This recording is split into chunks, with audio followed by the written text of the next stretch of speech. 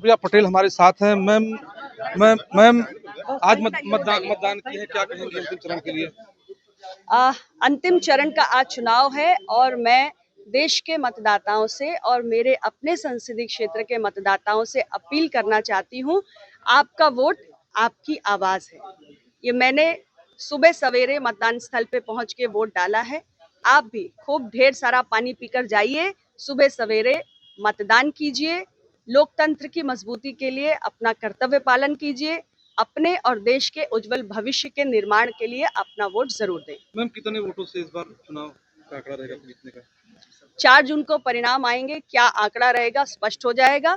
मैंने जनता के बीच में 10 साल जिस निष्ठा से काम किया है, उसके आधार पे मुझे विश्वास है, भरोसा है कि आज मेरे काम सब जमीन पर नजर आ रहे हैं।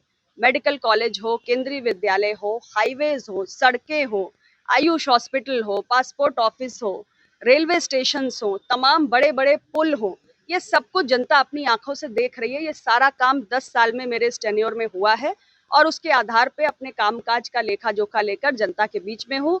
उम्मीद है उनका आशीर्वाद जरूर मिलेगा। मैम राहुल गांधी लगातार संविधान की बात करते हैं, संविधान की अगर बीजेपी की सरकार है संविधान बदल जाएगा। देखिए, उन्होंने एक दुष्प्रचार किया कि शायद एक दुष्प्रचार करके कुछ वोट अपने लिए बटोर लें, लेकिन इन सब बातों के कोई मायने नहीं है। पिछड़ों के आरक्षण की सबसे बड़ी विरोधी अगर कोई रही है तो उनकी अपनी पार्टी रही है। मैं उनसे सवाल पूछना चाहती हूँ कि जब काका कालेलकर कमीशन बना, उसकी रिपोर्ट को ठंडे बस्ते में किसने डाला? मंडल कमीशन की रिपोर्ट को किसने लागू नहीं होने दिया? ये पिछड़ों को आगे बढ़ाने वाली, आरक्षण की सुविधा देने वाली जितने आयोगों की रिपोर्ट थी, उनको दबाने का काम तो उनकी अपनी पार्टी ने किया है। तो वो किसके हक की बात कर रहे हैं? कास्ट सेंसस कराने का उन्हें मौका मिला, उन्होंने नहीं कराया।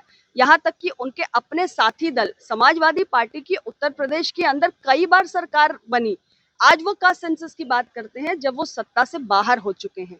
लेकिन जब वो उत्तर प्रदेश की सत्ता में संभाल रहे थे, तब उन्हें कभी ये ख्याल नहीं आया। वो पिछड़ों के हितैषी होने का दावा करते हैं, पीडीए की बात करते हैं, तो कभी कास्ट सेंसस करा ली होती? नहीं कराई। पूर्वांचल की बात करें, 13 सीटों में से कितनी सीटें बीजेपी इस बार जीतने जा रही है अंतिम चरण में? एक एक सीट हमारा गठबंधन जीतेगा। हमारे गठबंधन के प्रत्याशी कई सीटों पर हैं। हमारा गठबंधन बहुत मजबूत है और हमने 10 साल जिस तरीके से काम किया है पूरे देश के लिए और खास तौर से पूर्वांचल, जो विकास की दृष्टि से अत्यंत पिछड़ा था और पॉलिटिकल पार्टीज ने सिर्फ इसे एक सियासी चरागाह समझ के रखा था, पूर्वांचल के विकास पर खास तौर से हमारे राज्य की सरकार और केंद्र की सरकार की दृष्टि केंद्रित हुई है। पूर्वांचल में ही मिर्जापुर है। मिर्जापुर में 10 सालों में मैंने बहुत सारा विकास किया है और जनता जब अपने जीवन में एक सकारात्मक बदलाव महसूस करती है तो वोट भी देती है। ये थी केंद्रीय मंत्री अनुप्रिया पटेल, जिनका दावा था कि जो मेरे द्वारा जनपद में विकास किया गया है, जनता उसको देख करके वोट करेगी। उन्होंने राहुल गांधी और अखिलेश यादव के संविधान बदलने के जो एक तरीके से संविधान बदलने की बात करते हैं, उसको भी स्थिति उसकी स्पष्ट की है। मिर्जापुर से कैमरामैन अभिषेक के साथ पवन त्रिपाठी, भारत समाचार।